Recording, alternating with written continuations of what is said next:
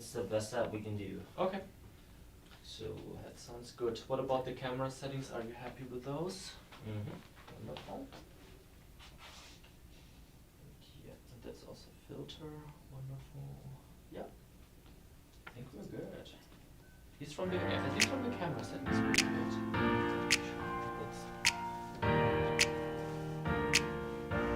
And then I'm gonna introduce you guys real quick.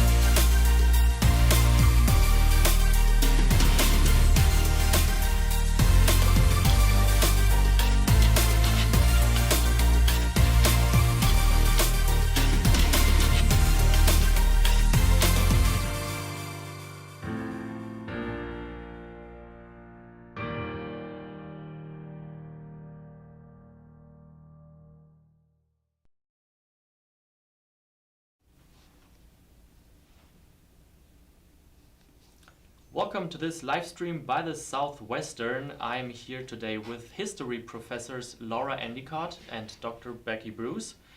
My name is Johannes Becht and today is about the Israel-Hamas War.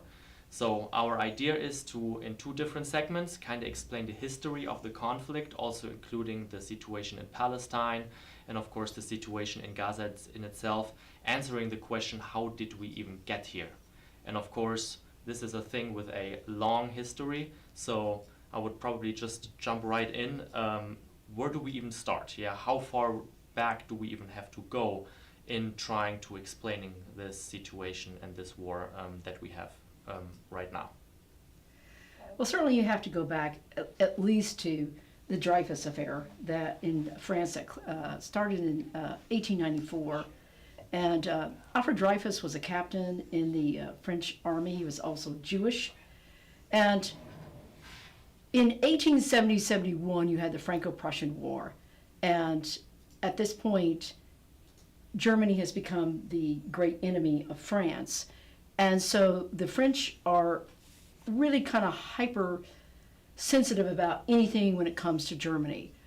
So Alfred Dreyfus was accused of stealing or selling secrets, I should say, to the German army.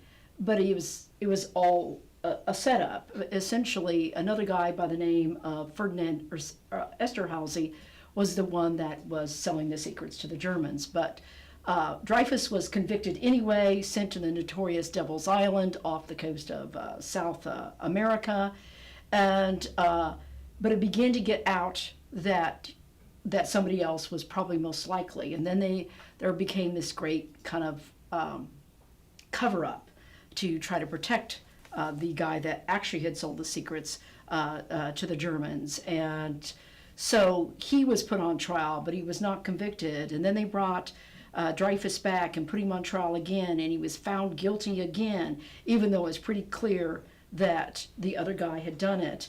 And anti-Semitism was rampant in France at this time. And when Dreyfus came back for his second trial, you could hear the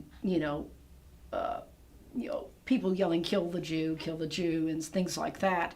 And so it was, for French Jews, it was an extremely difficult time. And then you had Émile Zola, who was the great French author, write his very strong denunciation called J'accuse, in which he pretty much denounced the French government, the French military, and said, you all know who did it. It's a big cover-up, and this guy is innocent. Eventually, the French president pardoned Dreyfus in 1906. And of course, pardoning still kind of meant there was an insinuation of guilt. But in order to get out of a situation, he went ahead and took the pardon, and he's eventually cleared by the French army in 1995. And he's also asked to come back and serve in World War I as well, and so he does. But there's a young Jewish journalist from Vienna, Austria, that covered the whole Dreyfus affair for the leading newspaper in Vienna, and his name was Theodor Herzl. And Theodor Herzl was a Hungarian Jew, and his family had migrated to Vienna. And Vienna was considered one of the best places to be if you were Jewish, even though you still had, a level of anti-Semitism. And Herzl described himself as a secular Jew. He wasn't particularly religious or anything like that. But hearing the virulent anti-Semitic slogans that were being chanted in Paris really shook him to his core, because he had been kind of insular in Vienna, that, hey, it's not great, but it's not that bad either. And so he decided that the problem with anti-Semitism is that it meant that Jews could never fully assimilate into European culture, that they would never be fully accepted because of anti-Semitism.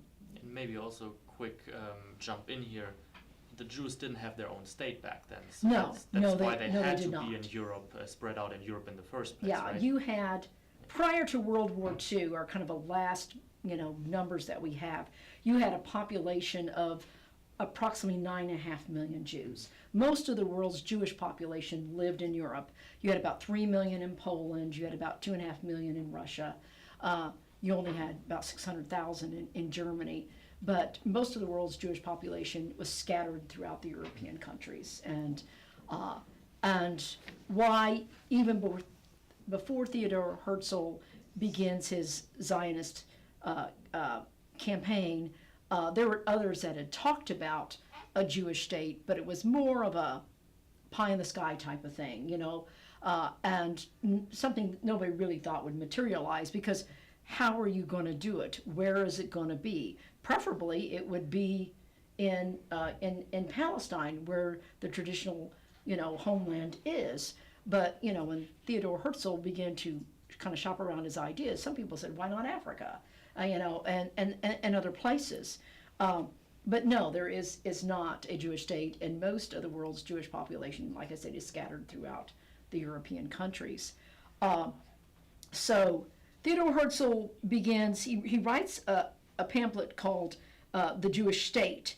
And in this pamphlet that he wrote in 1896, he began to outline his plan for Zionism. And that was creating a modern state of Israel in what is Palestine.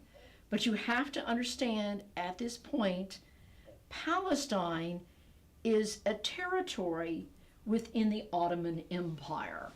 And the Ottoman Empire was created in the early 1500s by the Ottoman Turks. Actually started in 1453, I should say, when the Ottoman Turks overran Constantinople and it became Istanbul. And the Ottoman Turks controlled parts of southeastern Europe, Turkey, and big chunks of the Middle East. And they controlled this area that was called Palestine. And Palestine essentially was located on the eastern Mediterranean Sea. So there's kind of this vague area that is under the Ottoman Empire. So when he starts talking about Zionism, his plan to basically recreate and establish a modern Israel, you're going to have to deal with the Ottoman Empire at this point in 1896.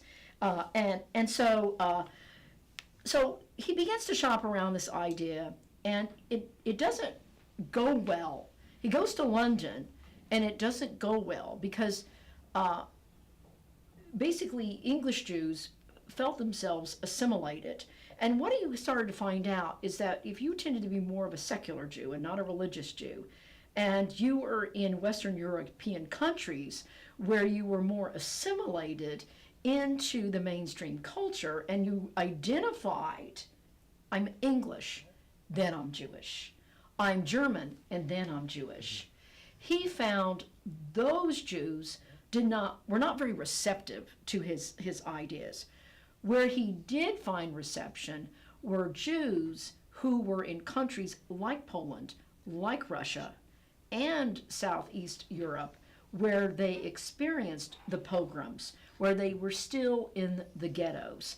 And so it is those Jews that he finds they are the ones that are most interested in this. So he begins to hold these world congresses, and the first successful one is in Basel, Switzerland, and they begin to start saying, okay, well, how are we going to do this? How are we going to finance this? Who do we have to talk to? And like I said, that's when ideas about establishing something as strange as why don't we try Africa, which Herzl said, well, why not? But others were like, this is crazy. If we're going to do this, we're going to go back to where ancient Israel was located. That is where we are going to go. If we're going to go anywhere, that is where we're going to go. It's noted that no Europeans ever offered a section of land for Jews to live in. So anyway, but Herzl dies in 1904. He's only 44 years old when he dies. And so he had been kind of the leader of this. But the momentum is continuing, this Zionist movement, this idea that we are going to try to reestablish our homeland where it used to be, even though this area is currently controlled by the Ottoman Empire. So how are we going to do this? There's two ways we can do this. We can go buy land, and that's what they begin to do. We're going to buy land, and we're going to migrate, And so essentially that is what they begin to do prior to World War I. It's a trickle. It's not a great amount of people because, again, financing the whole project is difficult. Where you're going to get the money. But they begin to buy land, and at some points they begin to pay 10 times what the land is worth. It's exorbitant prices. But eventually, by the 1920s, they'll buy about 250,000 acres of land, and where they have, purchased it at usually not rock bottom prices, but at, values paid well worth more than it was ever valued. But then you've got to keep in mind, this is an ill-defined area of the Ottoman Empire. And when they begin to migrate in, and like I said, it's just a trickle at this point. Now, what's going to be the game changer? It starts to be the game changer. And what's the game changer for the 20th century is going to be World War One. Now, anytime, Dr. Reese, you want to jump in, just let me. At some point. Okay. So anyway, so the game changer is going to be World War One, and what happens is that, to make a long story short, the Ottoman Empire, which has been spent centuries being propped up by the French and the British to thwart the Russians, because they don't want the Russians to be able to send warships into the Mediterranean, through a series of maneuvers, finds itself allied with Germany. And this is kind of actually a rather strange turn of events, because, like I said, for the last kind of 2 centuries, France and Great Britain had been the primary supporters of the Ottoman Empire. The Ottoman Empire should have collapsed a long time ago, but like I said, the French and the British, especially the British, found the Ottoman Empire as a bulwark against Russian expansion into this area. So that means the Ottoman Empire, though, through a long story, has found itself basically allied with Germany, whether they liked it or not, and so now they're an enemy of France and Great Britain. Now, what everybody knows at this point is that there is oil there. You already have a pipeline. The Anglo-Persian pipeline is already in the area. Everybody knows Mesopotamia may be a desert, but it has oil. And that's, of course, what is now modern-day Iraq. So essentially, why most of the fighting of World War I takes place along the Western and the Eastern Front. The Western Front, of course, Germany versus France, Great Britain, and later the United States, and the Eastern Front, primarily Germany versus Russia. You have a third front. Well, you actually have 4 fronts, but the third front that we're interested in is the front that is in what we now call the Middle East, in what is the Ottoman Empire. And what is happening is you're getting a spark of Arab Muslim nationalism. The Ottoman Empire, is run by the Ottoman Turks, okay, a separate ethnic group. The Arab Muslims now have long kind of begun to feel the thing of nationalism. Nationalism is a product of the 19th century, and nationalism goes through several different phases. But nationalism is about self-determination, and this part of the Arab world has long been under the control of the Ottoman Empire. And because both sides were Muslims, there was kind of that natural affinity toward one another. But, like I said, nationalism, this whole idea of different ethnic groups having self-determination, having their own countries, has kind of become an idea for Arab Muslims. Now, Hussein, who basically runs the western part of what is now Saudi Arabia, is kind of reluctant. But he has a series of exchanges of letters with one of, a British official. They're called the Hussein McMahon letters, in which the British, what they want to do is they want to stir the pot of Arab nationalism, because they see Arab nationalism as a very useful tool in taking down the Ottoman Empire and expanding their interests. Okay, so the British are playing all sorts of games along with the French. Let me add a little in on the Arab nationalist movement. You have to understand, in that area, the Ottoman Empire, a lot of these individuals, they still viewed themselves tribally. And because you do have Christian, Jewish, and Muslim people, they differentiated themselves. So as Professor Endicott indicated, the British are encouraging this idea of you're Arab first, then you're tribal, and you're all these other things. What she didn't add is that Woodrow Wilson is also playing along with this. we send what we call the OSS, which is our precursor to the CIA. They are going over and attempting to encourage this Arab nationalism as well. And again, it's all strategic against the Ottoman Empire. And also maybe to get a hold of the oil, maybe. Yeah. For the long-term Wilson is goal. also, sort of preaching this idea of self-determination. Yeah. And the Arab movement really does sort of cling on to that. And you start to see the first uses of the idea of Palestinians in this Arab nationalism. So while the Zionist movement is sort of forming and creating this identity for the Jewish people that want to move into the area, some of the Arabs that already live there are starting to identify as Palestinians. And that's going to be where your two problems today are. Right. Okay. Yeah. So as Dr. Bruce said, the Americans, everybody is meddling in the area because everybody has an interest in the area, and whoever can outmaneuver the other is the one that's going to come out on top. At least that's what they're hoping for.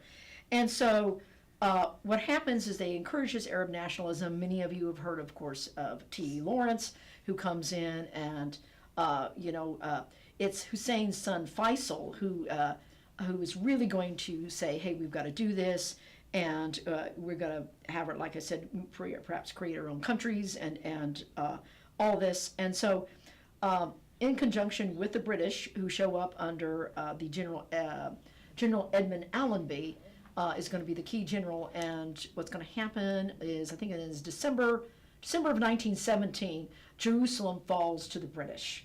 And this is, it's symbolic, it's strategic, but it means Jerusalem is now in the hands of the British. And with the help of Faisal and other Arab forces, they are going to move on up the eastern shore of the Mediterranean into Syria.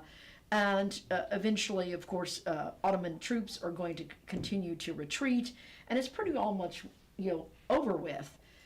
Now what has happened, and Dr. Bruce might be able to speak more to this, is you've had the Sykes-Picot Agreement, and you've also had the Balfour Declaration, and they are essentially almost opposed to one another. And how the British and the French are going to, satisfy everybody is going to be different, and it's going to be difficult. So the Sykes-Picot Treaty was done in 1916, and it's a secret agreement between the British and the French to basically divide up parts of the Ottoman Empire in favor of the French and the British, seemingly turning their backs on Arab nationalism, on all the support they have received in this area. We could back up a little bit. I mean, you had the fighting in Mesopotamia, which of course becomes modern day Iraq, during some phases of World War I was terrible, and the British took a beating. And so the British are very much overextended in terms of their forces along the Western Front. They've got some in Africa. They're doing a lot of fighting in this area with troops from India. So it's a real international conflict. And so essentially they have Arab fighters who have helped them, triumph over the Ottoman Empire.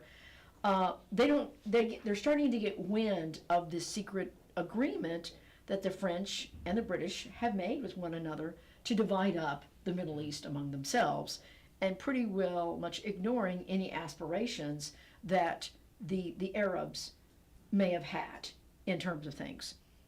And so the Sykes-Picot Treaty pretty well much gave Great Britain control over what is now modern day Iraq. And it gave the French more control over what is now Syria and Jordan and some parts of the northern part there. Some of them overlapped. But Great Britain wanted Palestine. And that narrow strip of land across the Mediterranean Sea. And the reason they really wanted Palestine is because of the Suez Canal, access to the Suez Canal, and therefore access to India and access to different parts of their empire in Africa and Asia. Because that's, I mean, flying has just started. Airplanes have, nobody's making transatlantic flights yet. And so the way Great Britain accesses its extensive empire is that it has gained control over Egypt in the 1880s and gained control over the Suez Canal. And Palestine, so it would have Egypt on the west side, and it would have Palestine on the east side. And this is why they want that narrow strip of land and they want control over it, because it allows them to guard access to the Suez Canal better. And like I said, their whole empire in Africa and their empire in Asia. And so, but at the same time that you've had this secret agreement, you've had an agreement that's not so secret, and that is the Balfour Declaration. Arthur Balfour was the foreign secretary for Great Britain during certain parts of World War I, 1917, and the Rothschild family. The Rothschild family is probably the most powerful Jewish family in Europe at this time. They are in control of two distinct banking branches. One is English and one is French, and essentially, to give you an idea how powerful they are, the Rothschild family bank in Great Britain helped fund, back in 1875, Great Britain buying 44% of the interest in the Suez Canal. So they put up the money for that. And so how in the world did, a Jewish family become, such a powerful banking family? Well, based on almost all your laws, Jews could not own land in Europe. And so and the whole idea of money lending, usury and all that stuff left over from medieval Europe. So what happened is that money lending a lot of times was left in the hands of Jews, in a sense, because they could not. Jews became merchants and bankers because pretty well much almost all other professions were denied them. Like I said, for Christians, I think it was seen as dirty work. So yes, because it was money lending and it was usury, and therefore sometimes it was blood money, and everything was problematic. But it did allow this particular Jewish family, the Rothschild, to become very powerful and very wealthy. And so the Rothschild family has a great deal of interest of what's going on, and so Balfour Declaration is actually a letter in which Arthur Balfour essentially wrote to Walter Rothschild about what are the intentions here. And just to kind of read briefly here, His Majesty's government view with favor the establishment in Palestine of a national home for the Jewish people, and will use their best endeavors to facilitate the achievement of this object, it being clearly understood that nothing shall be done which may prejudice the civil and religious rights of existing non-Jewish communities in Palestine, or the rights and political status enjoyed by Jews in any other country. So several things are happening here. The Sykes-Picot Treaty, which kind of ignored Arab nationalism, dividing up remnants of the Ottoman Empire under French and British mandates. And then in 1917, the announcement that the British government favored a establishment of a Jewish homeland within Palestine, which they, of course, want to control because of access to the Suez Canal. So they're thinking that when the war's over with, this is all going to basically pan out for us. And we're going to be able to do both of these things. We're going to be able to satisfy both the Palestinians who are living in this area and the Jews that are beginning to migrate. And Jewish migration after World War I really begins to tick up quite a bit, and the buying of land, because this is how the Jewish people are going to kind of, get their way in, is through migration and through the purchase of land. And so the British, in a sense, it's a situation of kind of be careful what you pray for, you may get it. And so they've got Palestine, and the British Empire is the largest in the world. They've taken a hit with World War I. The power has shifted over really to the United States, although the United States is not kind of aware of it yet. Because the United States emerges unscathed from World War I. The war wasn't fought in the United States. And so they kind of, with Wilson and his 14 points, which includes self-determination for everybody, this whole idea is like, okay, we can make this work. We can satisfy both sides with this. And so with the League of Nations in 1920 and 1922, the British government is given a dual mandate over Palestine. And the idea of this dual mandate is that they can try to satisfy both sides. But what you're seeing clash here are two forms of nationalism: Zionism, which is Jewish nationalism, and their desire for a homeland in where ancient Israel was, and then the Palestinians, who also are being affected by Arab nationalism, as Dr. Bruce pointed out, and their claim to the land. Now, one of the things that's kind of misunderstood by some people is that a lot of people think that the Jews just came in and there were no Jews there. You have in Palestine several ancient Jewish communities. They're not very large, but they're at that time, they're considered sometimes Arab Jews, or another name is Sephardi Jews, or Sephardic Jews. And Sephardic Jews were Jews that were found in the Middle East, North Africa, and going into Spain. Then you have Ashkenazi Jews, which are Jews that are primarily European Jews. So for centuries, people now starting to slowly identify as Palestinians have lived side by side with these Jewish communities that already pre-existed anything that the European Zionist movement had already envisioned. So you already have Jewish communities. So I think some people misunderstand. They think no Jews were there and they just started moving in. No, you already have Sephardi Jews living there, and they've already coexisted with the Arab community in this area for centuries. Like I said, they're not very big.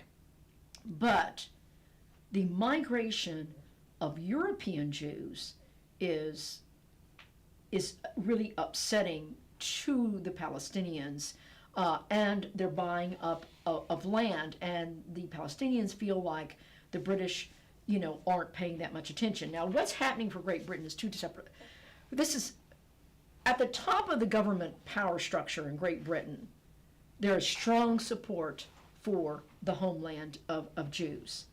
However, British officials on the ground in Palestine tended to favor the Palestinians more, because they just didn't see how this was going to work. How are we going to really please both sides? And they're thinking eventually we're going to have problems, and we're going to have serious problems. Yes. So the people on the ground are like trying to say, hey, we may want to rethink this whole Balfour Declaration thing. This may not be a feasible thing, but it's like, how it's like, a dike or a dam, and you've got your finger in the hole, and once you pull your finger out, the water is going to come, and you can't stop it. And so that's what's happening here, is you're getting the migration of Jews in the 1920s and 30s into Palestine is starting to cause friction. And by 1929, you're going to have what they call the Wailing Wall rebellions. And this is where, tragically and unfortunately, is that Arab Palestinians are going to start turning on their Sephardic neighbors, the people that they have lived with all these years, And they begin by 1929, this is kind of considered a watershed year, they begin to view Jews all the same. It did not matter where you originated, where you came from. All Jews are Jews. It doesn't matter if they're Sephardic, Ashkenazi, where they might have come from. We're going to lump you all together as Jews. And so this is, like I said, it's not working out and as well as they hoped. And like I said, the British kind of went into this with kind of a degree of arrogance, and so one of the things that they do is they take the area of Palestine and they divide it up, and 80% of it is east of the Jordan River, and that is going to become the Hashemite kingdom of Jordan. They're going to turn it over to the Hashemite family, and that is going to become the kingdom of Jordan. So now you further kind of reduced, the area and the territory that can possibly belong to both sides.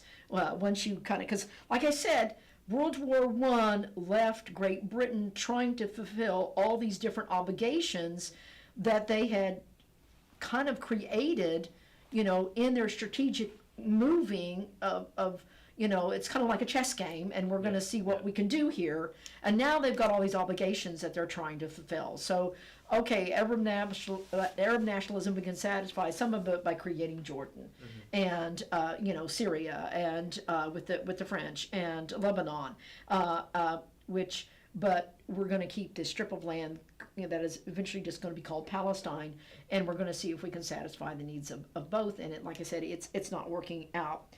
You have these uprisings, and they're going to continue, and you're going to get something called the Shaw Commission that's going to study things, and they're going to come to the conclusion that one of the things that Great Britain may want to do is to try to limit Jewish immigration into the area, and not be so, let them, all come. But what's happening in 1933 when they're starting to talk about this?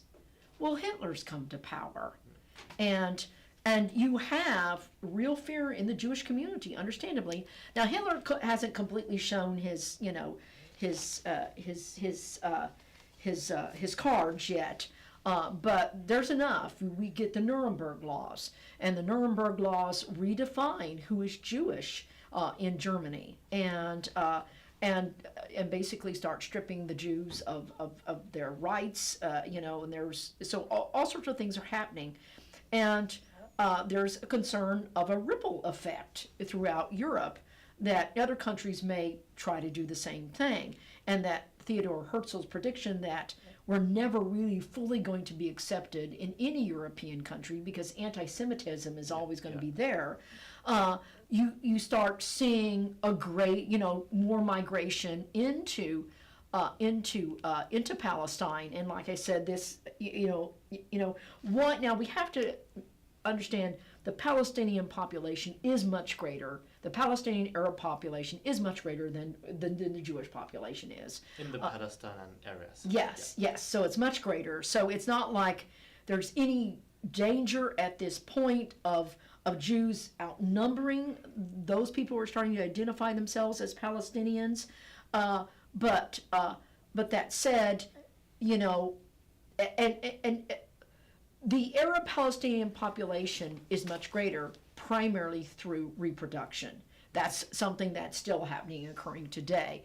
I mean, when they talk about what's happening in Gaza, one of the things they talk about is how young the population is. Yeah. That 40% of the population is under the age of 15. And that is because they have much larger families. And today, Jewish families, that in itself, we'll get to in the next hour in terms of reproduction. But even in the 30s, basically, Palestinian families tended to be quite much larger than Jewish families tended to be. Even Jewish families migrating out of Russia, Poland, etc., tended not have families that was large. So you have to understand the Palestinian population is still much greater than the Jewish population. But you get the Peel Commission in 1937, and the Peel Commission comes to the conclusion that given all the violence in the 1930s that is already occurring between these two communities, that the Peel Commission and the Shaw Commission both agree that what's happening here is that why we have tried to have this dual mandate, but this one political framework, the reality is you have two separate entities, two separate social, cultural, religious entities that have been created. And in a sense, it's kind of like a divorce. It's irreconcilable differences. There's no way, the Peel Commission says there's no way that we are going to overcome this. We have created an issue that maybe we don't have an answer for. And so, like I said, and this has evolved very rapidly. This has only taken 20 years to evolve. And so essentially, the Peel Commission says the only way that this is going to work is if we partition Palestine amongst the Jewish migrants and the Palestinians. Well, this is just rejected, and violence breaks out again, and then you get what we call there's several white papers, but the white paper of 1939, and essentially the white paper says in Palestine they're going to create a binational state inhabited by both Arabs and Jews. They're going to limit Jewish immigration, and at least for the next 5 years. And well, it's 1939. Everybody knows what Hitler's doing now. Hitler has invaded Poland. World War II has broken out. Heinrich Himmler and the Einsatzgruppen, which is a branch of the SS, are going in and massacring Jews by the thousands, lining them up, shooting them, and burying them in mass graves, sometimes hanging them. This is all taking place in Poland. Poland had the largest Jewish population in Europe, nearly 3 million. So there's desperation now. We know what's happening. We know Jews are being killed. Although, and so when Great Britain decides to basically limit Jewish immigration to 75,000 people over 5 years, they're not, in a sense, reading the room. And so where are these people going to go? But what Great Britain is trying to do, this is, like I said, this is a kind of they've made this problem, is to appease Palestinians that, okay, they're probably still going to partition everything, but we're going to try to appease you by limiting how much land Jews can buy and migration. But for Jews, it's World War II, and they're desperate to get out. And Jews were trying to get out, and they were having extraordinary difficulties. You even had ships show up in the United States, and they were refused entry. Yeah. So everybody's kind of guilty of this, and so anyway, this doesn't help the situation. You have Jews who are hoping to migrate to Palestine to escape what is happening in Europe, and of course, in the end, we know 6 million Jews are killed. And a lot of times students will ask me, well, how do we know 6 million Jews were killed? And I said, well, because the Germans, Heinrich Himmler, the Nazis kept count of how many that they killed. It's interesting to note, before World War II, there were 9.5 million Jews in Europe, and today there's 1.5 million Jews in Europe. Today, where's the world's Jewish population found? Is found primarily in two places, and that is Israel and the United States. Yeah. So that's where the Jewish population is today, with about 14 million people. But what happens is that after World War II, you get, even during World War II and, in 46, 47, you're going to get a lot of illegal migration of Jews. And Harry Truman is going to come in. Harry Truman is now president of the United States, and Truman has a soft spot for Jews. His best friend in his life is Eddie Jacobson. Eddie Jacobson, of course, is Jewish, but Truman saw himself as a student of history. And he was, like I said, very sympathetic to the Jewish people. And he's trying to lean on the British to allow more Jews to migrate in. He wants, the number to be, 100,000, at least 100,000, because a lot of them are now imprisoned on the island of Cyprus, which of course the British control. And he said, just let 100,000. And oh my gosh, she was the British Foreign Secretary at the time. He had a very scathing reply. Marshall? Marshall was the Secretary of State for the United States, but the Foreign Secretary for Great Britain. I forget his name at this time. And he basically says to them, you want to allow 100,000 Jews to migrate into Palestine so 100,000 Jews don't show up in New York City. So it's getting ugly, to say the least. And the situation is getting desperate. And Great Britain says, listen, we're leaving. We're leaving this mess. We've created this mess, but we're leaving. And so they say on May 15th, 1948, we are going to end our mandate. And, now, at this point, the newly created United Nations has agreed that the best way to handle this situation is to partition Palestine. I think based on the 1939 white paper, I think they're and those recommendations of the Peel Commission. And on what should be done. Let me add here. When we talk about partition, they're going to divide this territory between the Zionist Israelis and the Palestinian Arab / Christian Muslim communities. And this is a territory that's about the size of Rhode Island. So we're not talking about a lot of territory. Right. And the divide, these Palestinians tend to be agrarian, and dividing that land, they're losing a lot of farmland. They're already very impoverished. This is not acceptable to them. And the Israeli Zionists need territory that's actually going to be settleable. Is that a word? Yeah. So neither side are happy with this idea. Yeah, I mean, this is not the best piece of land in the world. No. I mean, that's the problem. This is, It's a desert. Yeah, it is. Yeah, and with a little bit of farmland. Yeah, and you've got these two sides, who both want it. But the idea was the original map. Actually, kind of interestingly, you've got Jerusalem, and then you've got the area around Jerusalem. Jerusalem was basically going to be kind of an international commission.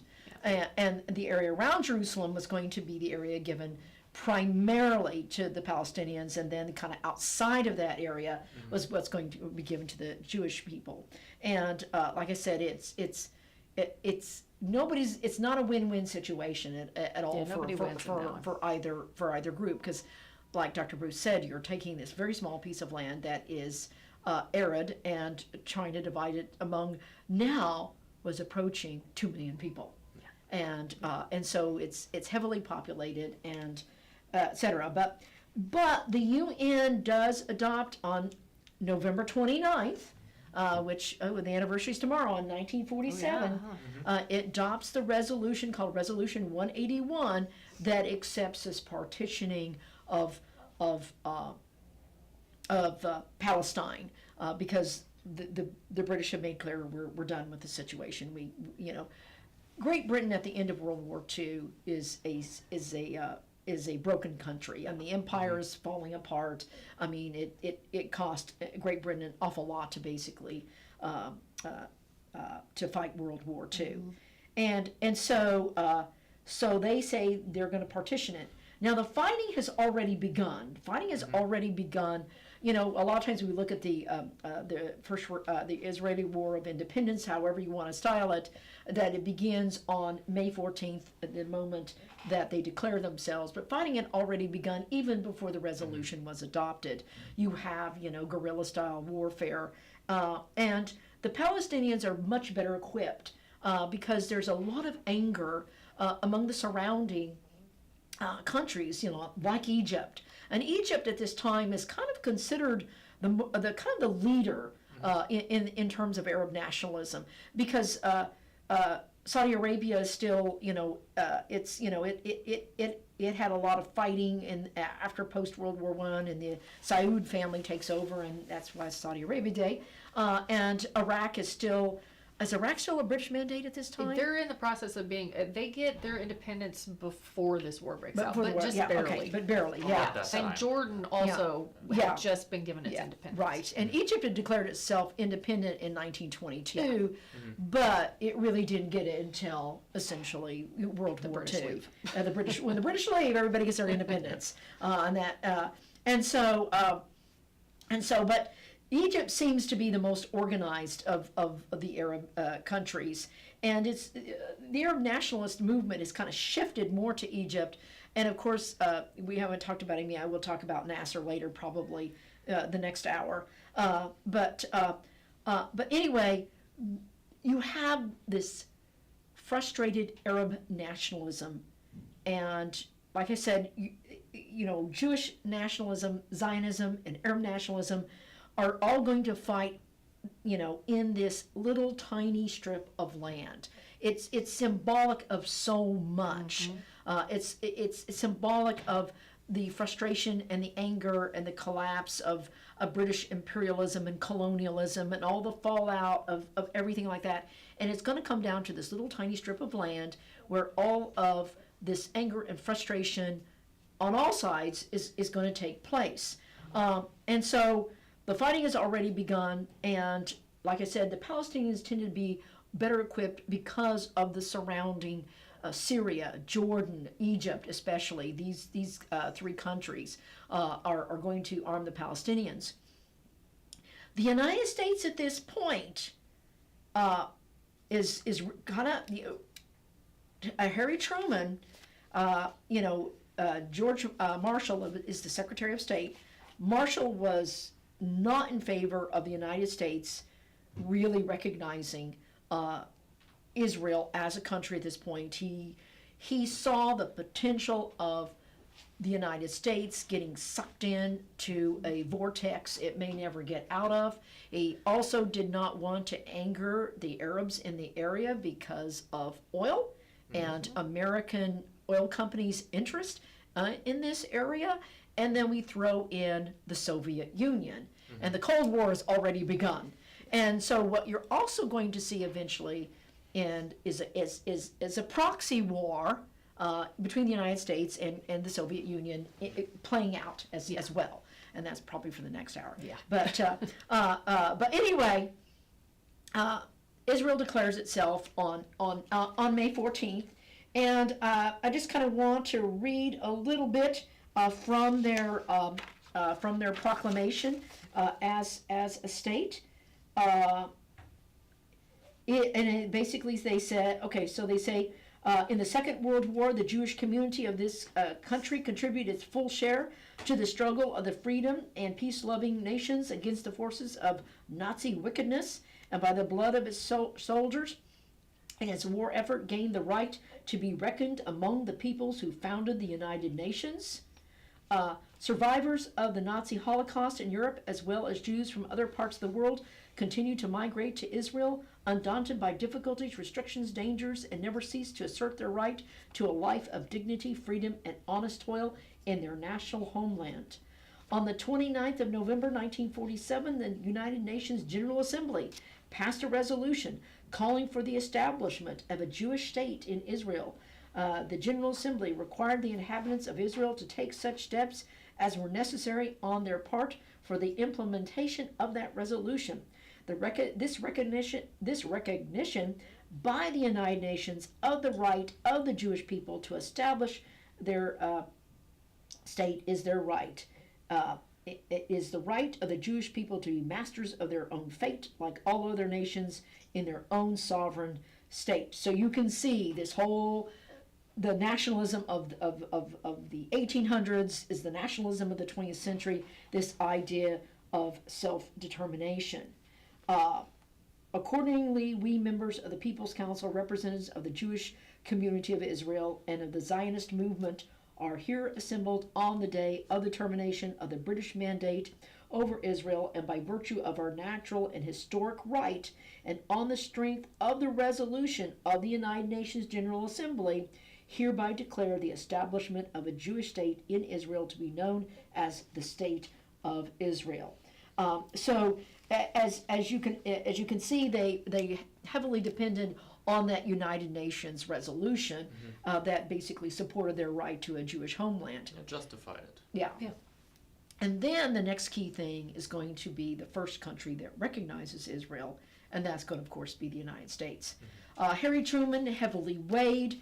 Truman, of course, was known for his spicy and salty language sometimes, and I can't repeat here what he said about some things, but he spent a lot of time with a lot of people who were putting a lot of pressure on him, the Jewish community, to recognize Israel. But he was also listening to his Secretary of State, Marshall, whom he deeply and greatly admired about what to do.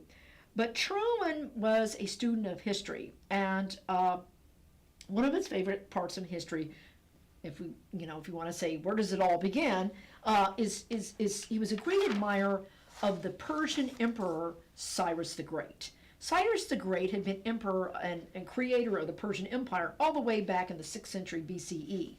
But Cyrus the Great had been a great admirer of the Jewish people, and the Jewish people at that time were enduring their Babylonian captivity. So he frees them and allows them to go back to Jerusalem to reestablish themselves. And Truman, in some ways, some historians say Truman saw himself kind of as a Cyrus figure, that he is going to help establish the Jewish homeland. Now you have to, and Dr. Bruce might be able to speak more to about this, is what are the rights of the president to recognize another country?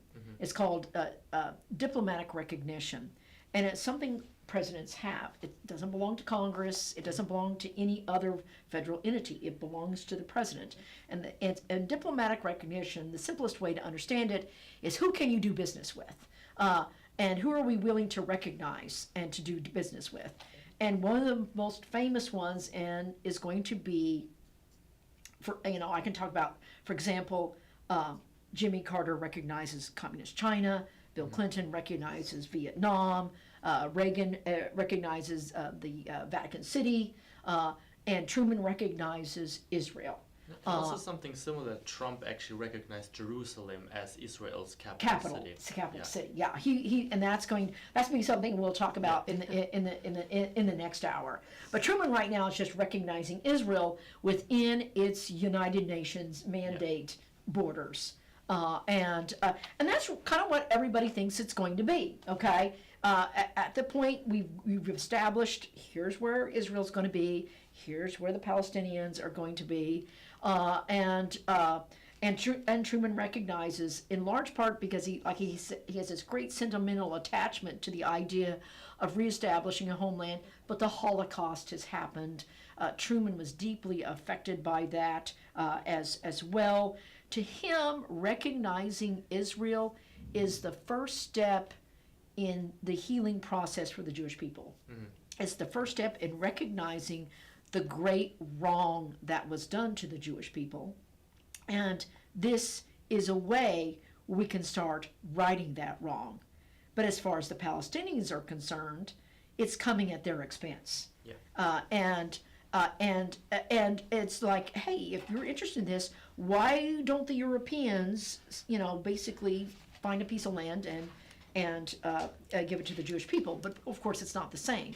The Jewish people, the Zionist movement, it's all about reclaiming what had been their homeland, the original ancient Israel and the Israelites. And so for them, that is what is it about. But for Truman, it's trying to, like I said, right a severe wrong, and it's the first step in doing that is allowing them. But at this point in the 1948-49 war, for Israeli independence, as it is sometimes called, it depends on who you are, what it's called. is that it's like I said, the forces of the Arab countries essentially come together against Israel, and Israel doesn't have that. It doesn't. The United States is basically, it's one thing to recognize Israel. It's another thing to arm Israel. Mm-hmm. The arming of Israel is going to come later, and it's going to be in some parts of the Cold War. But when Israel declares itself, the combined forces of Egypt, Syria, Jordan, Lebanon, Iraq, and Saudi Arabia invade and try to prevent the establishment of a Jewish state. And but Israel is going to manage. Like I said, it's a war that lasts into 1949. It's going to manage to fight them to a stop, to a stalemate.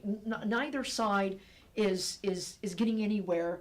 So they broker, a peace agreement, and what happens is this is the beginning of the creation of the Palestinian refugee problem that is with us today, and we'll discuss in the next hour. So this is just the beginning. This is the first wave of Palestinian refugees. Now, it has to be understood, today, modern day Israel is not completely, a Jewish state. I mean, you have a significant population of, their names have, Israeli Palestinians, Israeli Arabs, who enjoy the same rights and privilege as Jewish citizens do. And so you do have a significant population of Israeli Palestinians that still live in the state of Israel. But it does create a refugee problem. Years ago, there was a film made by Israel students, and it depicts basically soldiers, and it's from newsreel film, and it's soldiers, and you see people walking with all their possessions, carrying them, pulling them, carts, whatever they had accessible to them. And they said the initial reaction was that that this was the start of the Holocaust, because you can't quite tell where it's taking place. And then what they find out is, no, it's not the start of the Holocaust. It is the beginning of the first wave of Palestinian refugees who are being forced to relocate and take all of their possessions with them. And it created quite a stir in Israel, and that essentially Israel could have done more, the film implicated, when it came to the Palestinian refugee problem in Israel and in Palestine. But this is the first wave. Like I said, it comes to an end, but the United States now is in kind of a quandary. They want to protect Israel because they've recognized Israel, and by doing so, they have an obligation.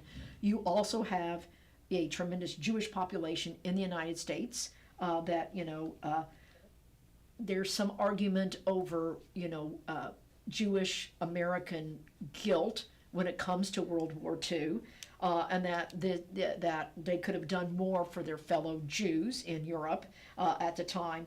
But it's the first war comes to an end, but it creates, I said, just the beginning of the Palestinian refugee problem and the displacement of Palestinians, but it's just going to get worse. And I just want to add, that sort of leads us to Gaza, because a lot of those Palestinian refugees end up in the territory that is now Gaza, creating camps that are now cities. They never got to leave those refugee camps.